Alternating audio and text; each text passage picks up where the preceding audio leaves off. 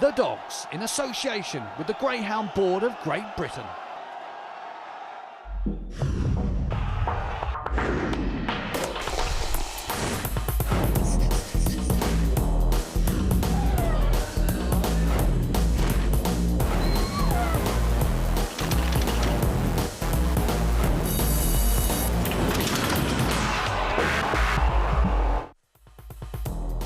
Coming up on this week's edition of The Dogs, we're at Hall Green for the heats of the Betfair Prestige. There's action from Romford with the Tony Williams Coronation Cup semi-finals. And we've got the nominations for the GWA Greyhound of the Month for December. But first, some unfinished business. Two finals from 2009. In the puppy final at Nottingham's Christmas meeting, Ted Soppett's highly regarded DROOPYS Joe went to traps odds on at 8-11. He came into this race with a win over 480 metres of the track and a decision over Ballymac Rumble.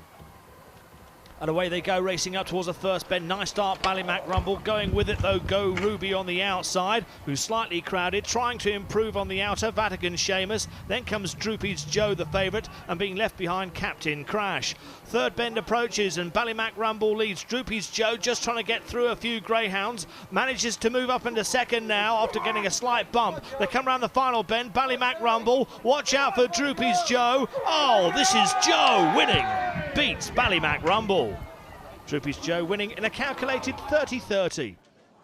On to the feature of the evening, the national sprint final. King Lee for Liz McNair was favourite, a winner of 5 races at Romford and 2 here at Nottingham. Rotar Wing and Jimmy Lollie were next in the betting.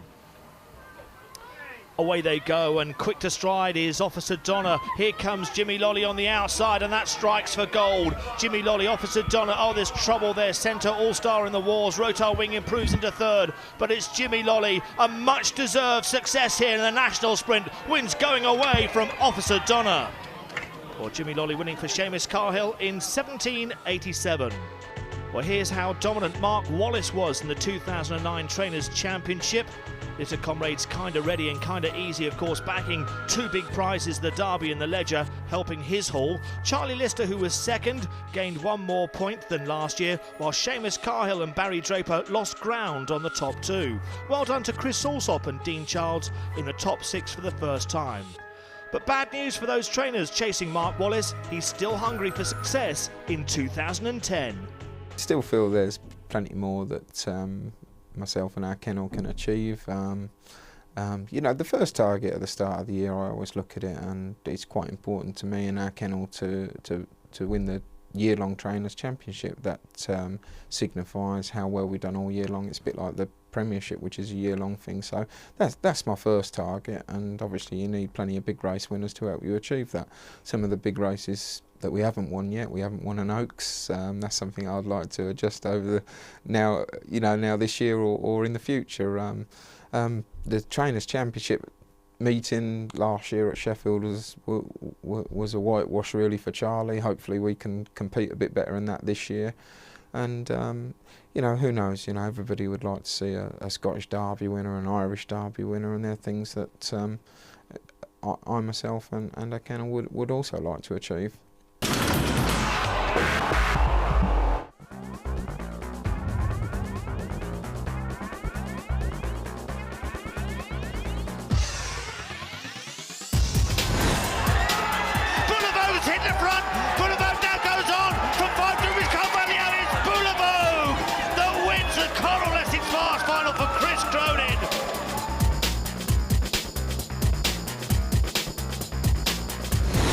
Rover has turned the pressure on from flag 4 here and is a long way in front, not for catching here, and is going to win the 6:30 final in some style. Crown Rover wins, Bedell Clare up for second, DROOPYS Arshab in third. On the final bend, Freedom State still clear. She leads by 3 lengths from One Ball Babe in second. Lovely Irish trying to stay on up towards the line. Freedom State's going to score, a desperate call for second.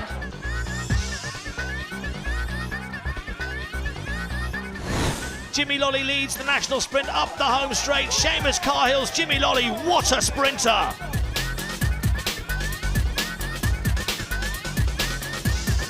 as they come into the third bend in the teeth of the gale here. It's still Joggerdusk Ace. Droopy's Bogart's now switching to the inside, trying to come up on the inside of that final bend. Joggerdusk Ace, Droopy's Bogart is close. Oh, so close.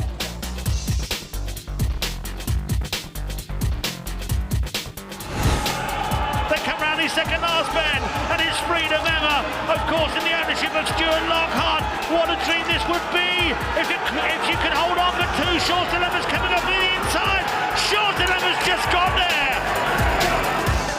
So the nominations for Greyhound of the Month for December are Bull of Vogue, Crown Rover, Freedom State, Jimmy Lollie, Joggerdusk Ace and Shaw's Dilemma. The winner will be announced during next Tuesday's live Sky Sports show from Hall Green, featuring the Betfair Prestige Final.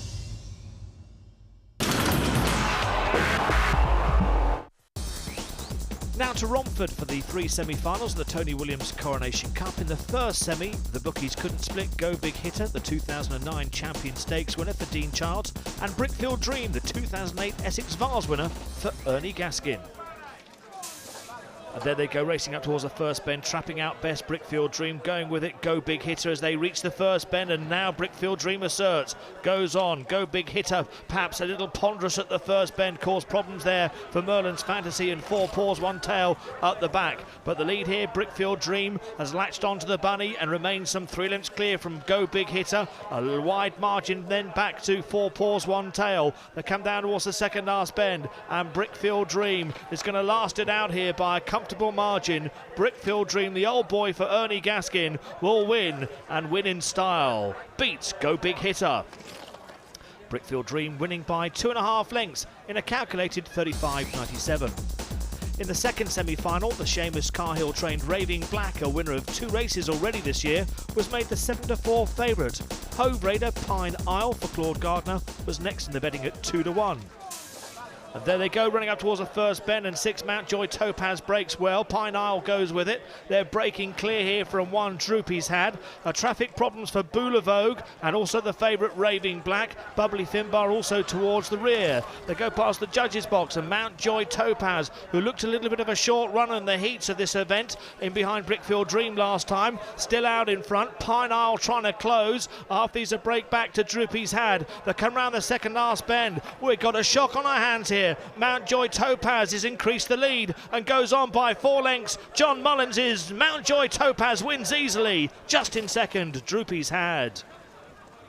10-1 shot, Mountjoy Topaz recording 35.71. In the third semi, the sole wide seed Goldie's Destiny for Mark Wallis was the 6-4 favourite. FATBOYZ Zorro for Derek Knight was next at 9-4. Off they go, racing up towards the first bend. Goldie's Destiny comes away well on the outside, leads up early. Bang the Gate got a slight touch as 3. Landmore moved up into second and is now challenging for the lead. Home straight first time, Landmore and Goldie's Destiny, they share the lead. Trying to improve now on the inside is Eye on the Tempo. 5 also getting involved there with more bother. Bang the Gate towards the rear, FATBOYZ Zorro and Droopy start. They reach the second last bend and it's getting messy up front. Eye on the Tempo now goes on as Landmore gives way. Eye on the Tempo, FATBOYZ Zorro from nowhere challenges. FATBOYZ Zorro got there. FATBOYZ Zorro coming from off the pace in 35.72. The lineup for the final: if Brickfield Dream traps well again and shows his early pace, he might be hard to hold. Others with early pace who may try and unsettle the old boy: Mountjoy Topaz, Go Big Hitter and Eye on the Tempo. But it'll be some effort if the veteran Brickfield Dream bags another big prize. Another snowy scene at Romford on Monday night when they stage the heats of the Coral on TV Puppy Trophy. The final will be part of the support card on Coronation Cup night. Stan's Printer for Jim Reynolds was sent off the 6-4 favourite here ahead of Rockburst Canyon for Mark Wallis. Away they go, racing up towards the first bend. What a start there from trap 3. Millward Siren, but already being challenged on the inside by Gimme a Kiss, who's dived for that gap and goes on. Gimme a Kiss and Millward Siren, they share the lead ahead of Rockburst Canyon. On the outside, Stan's Printer beginning to pick up a bit of ground, and then comes Swift Storm. But as they come around the final bend, watch for Stan's Printer putting it all in. Stan's Printer goes on to score and win well here from 6. Gimme a Kiss back in second. Stan Sprinter from off the pace recording a calculated 24.31. In the second heat, the Dean Childs debutant, Not Now Bertie, was 2-1 favourite to make a winning start to his career over here. The Paul Young trained Banana Joker at 11-4 was next in the betting. There they go, Banana Joker slipped out of the traps and goes flying up to the turn here from Not Now Bertie in second. After he's racing on the inside comes Longford Meg. 6 is next, Raynham Hunter as they head down the far side. Terrific speed from Banana Joker, leading the way here by 3 lengths. From back in second place, Longford Meg. Then after these comes Not Now Bertie. They're up the home straight. They're not going to catch this one. Banana Joker makes all. Banana Joker winning in a calculated 24.17 by 3.5 lengths. In the final heat, Raynham Giles was trying to keep his 100% record at the track and was sent off at 5-2. Gannon Parker, who was beaten by Stan Sprinter last time, was next at 11-4. And racing up towards the first bend, and Blonde Button heads towards that first bend in front after showing good early pace. Raynham Giles, who dived left out of the traps, gives chase. It's been a rough old ride for Gannon Parker, but it's in third as they head down the far side. Blonde Button for Maria Dennis, leading the way here by 2 lengths over Raynham Giles. A further couple back to Gannon Parker. Up the home straight, Blonde Button's done it well. Blonde Button beats Raynham Giles. Blonde Button wins for Maria Dennis in 24.36. Well, Blonde Button has an excellent chance of leading in the centre for Friday's final. A lot will depend on the direction of Raynham Giles, now in trap 3. I wonder if Banana Joker will trap out as quick from 1, and if there's trouble, a big player, Stan Sprinter. Coming up after the break, we're off to a wintry Hall Green for the heats of the Betfair Prestige.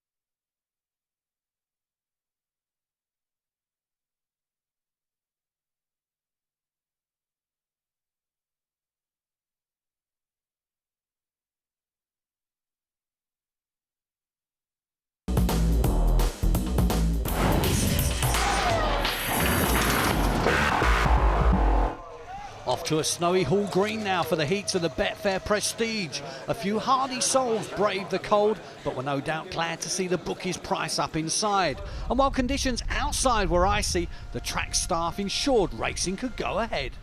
The track itself's an oasis in the middle of the snow, but no, we've got there and we're racing. And you haven't lost a meeting here at Hall Green? We haven't. I've got a great team of guys here, a real good team spirit, and we've worked very hard. It's been touch and go. A couple of bags meetings, we've had to put the off time back an hour or so just to allow the last bit of frost to come out of the ground, but it has been really tough. Let's look at tonight's racing, the Prestige. Good to have that back on the card. Yes, again, touch and go, as we said earlier. We didn't think we could find a sponsor at such short notice. As you know, the Sky schedule was a little bit late coming out this year, so we had made the decision to drop it from the Sky schedule, but there was a clamour from Sky and from various people in the sport. A lot of trainers rang me up and said, can't you try and get the competition on? We've targeted certain dogs at it. So, we've made the effort, and Betfair thanked them, came in, made an offer to sponsor a few races, and we got them to sponsor the Prestige, which they were delighted to do, and I know Tony and Tom were really pleased to get the competition, so we're back on, and I think it's a terrific competition. We saw there was an opportunity there. We saw a blank January, and we basically at the last minute we contacted Stephen here and contacted the Sky, and we just put the package together at the last minute, and we just thought, it's a great opportunity for Betfair, great opportunity for the sport, so we stepped in the last minute. So why do you step in at the last minute? Obviously you've sponsored in the past the Trainers' Championship and the East Anglian Derby. Why did it take you so long to get your act together this time? Basically, there's obviously in the World Cup year, there's always pressures on budget. We're horse racing, and the soccer guys are always trying to get in the pot. So I went into battle really. So I claimed some sponsorship money off them, and so obviously we stepped in for the Prestige here. and we've gone after. We got the Arc at Swindon next month, so we got the first 2 events of the year. We got the Trainers' Championship in March. We're looking highly likely to do the East Anglian Derby again, and we're on the lookout for more sponsorships as well. We're in discussions with a couple more Sky Nights as well. So hopefully onwards and upwards. You retain the usual Hall Green events in this year's Sky schedule, but nothing at Perry Bar this year.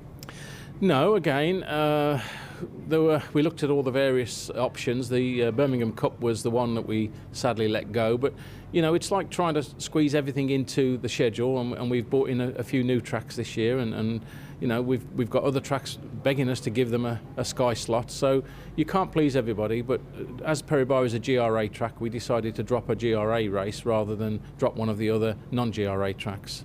Did Hills steal a bit of a march on you by securing all the Wimbledon events?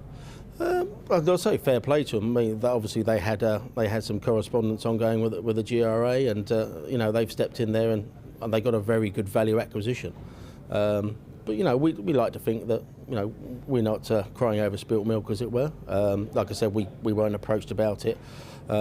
If we'd have been more proactive, we'd have got in there and asked about it. So you know, no blame attached anywhere at all. But as I say, we've got some money in the pot now. We're looking. You know, it's like I said, onwards and upwards. We're looking for more sponsorship opportunities, and we think, you know, the sport and the coverage he gets on Sky makes it a great value. Racing-wise, the early indications suggested a bias in favour of the outside runners, but the betting going into the first heat of the Betfair Prestige suggested the winner would come from red. Glenard Rocket sent off the 6-4 favourite. Supreme Pace was next in at 9-4, one of 3 wide runners here, the others being Grandad's Gold in 5 and Swift Blade in 4. Heat 1 of the Betfair Prestige. What a start from Glenard Rocket on the inside, leads up early here. 4 tries to go with it, Swift Blade, but can't. After this comes 6, Supreme Pace, who's been taken on the outside there by 5, Grandad's Gold. In fact, there's a bit of bumping between that duo. Centurion Henry now moves up into 3rd. 3rd bend, Glenard Rocket with a 2-length lead over Swift Blade in 2nd. Further 2 lengths back to Centurion Henry. A break back to Supreme Pace. After these comes 2 9 miles out as they come down towards the second last bend, and Glenard Rocket now being challenged by Swift Blade, who moves on its shoulder. 2 lengths back to Centurion Henry, and then comes Supreme Pace around the final bend, and now going on it's Swift Blade. Glenard Rocket raises the white flag. It's a win for Swift Blade. Staying on strong in the end was Supreme Pace. Swift Blade wins by a length and 3/4 in a calculated 40-12. He won a little competition over 680 metres at Nottingham, clocking a good time, and then he dropped him back down to the graded 4 bends. Reason being is there wasn't a lot around at the time. We just let him sort of find his feet and whatnot. But no, he's found a good pace over 4 bends, which he's put into this and come out well. So confident now for the final? If he can come out like he has done and get in contention around the first couple of bends, yeah, I think it'll go well. Stuart, you came from a mile off. Yes, yeah. It's a bit short for him, that trip, but he's definitely run on. Yeah. He's obviously a very solid stay. You sent him over to Ireland for the marathon there. Yeah, he didn't run very well over there, but he came back. He's had a little break, and we just honestly put him in this to give him a trial, really, for the marathon on final night. But he's gone unqualified, so he'll have to miss that now. Heat 2 saw the St Ledger champion Kinda Easy go off favourite at 2-1. Mark Wallace's fast starter looked to have a peach of a draw in 6 and was just preferred in the market to fellow Category 1 winner Laurie's Options.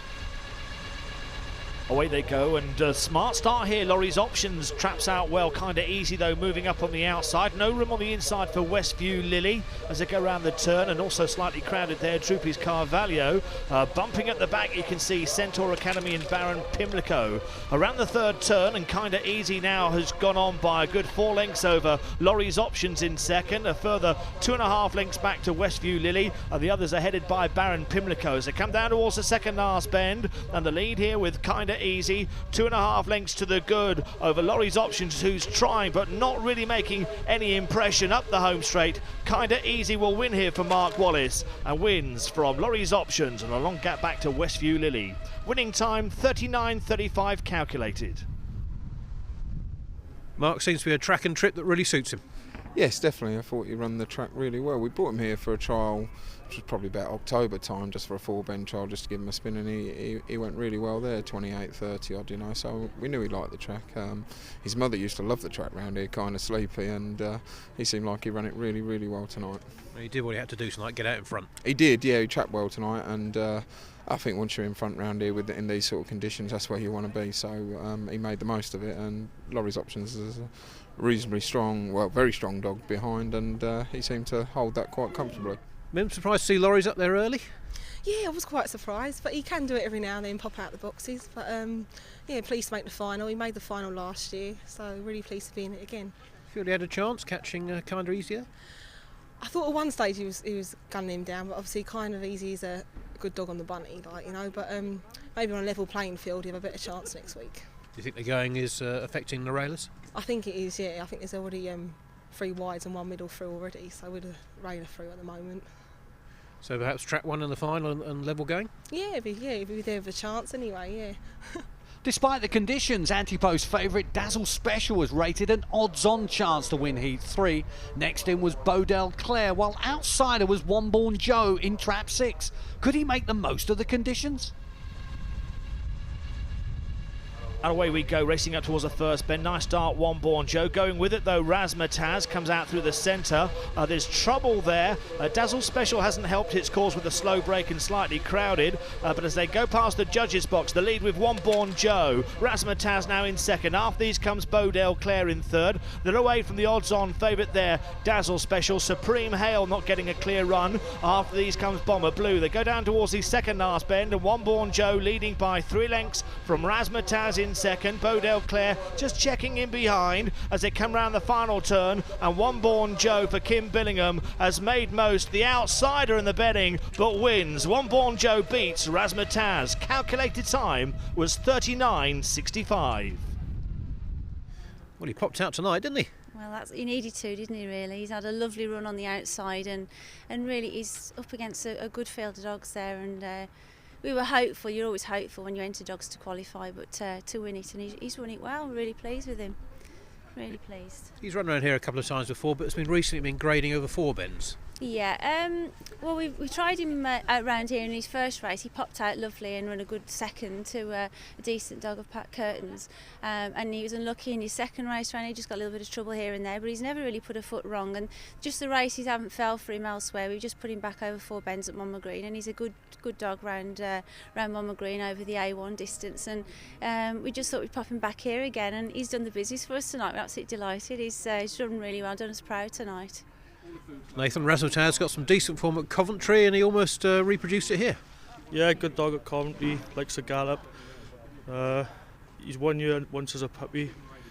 Happy to get him through and get a trap toolbox for the final. Just happy with that at the moment, to be honest. Did you think he might have won tonight?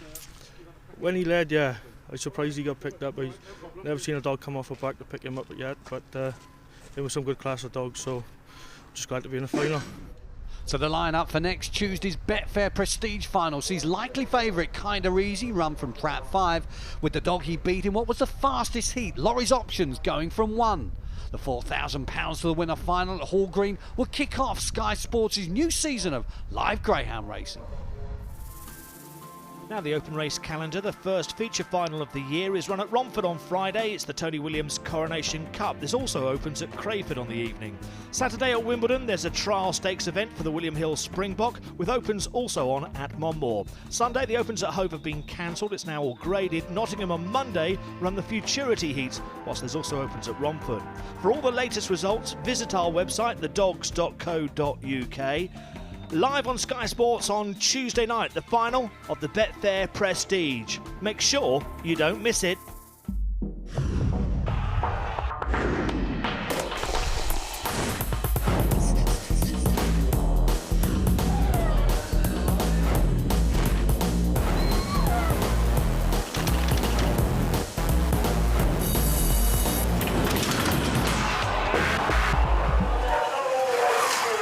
The Dogs, in association with the Greyhound Board of Great Britain.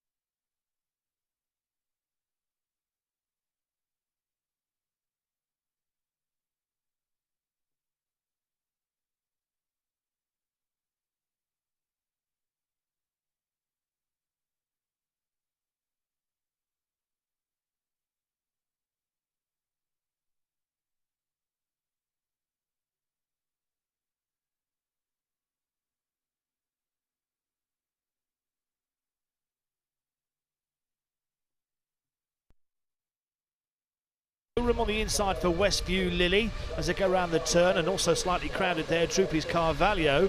Bumping at the back, you can see Centaur Academy and Baron Pimlico. Around the third turn, and Kinda Easy now has gone on by a good 4 lengths over Laurie's Options in second. A further 2.5 lengths back to Westview Lily, and the others are headed by Baron Pimlico as they come down.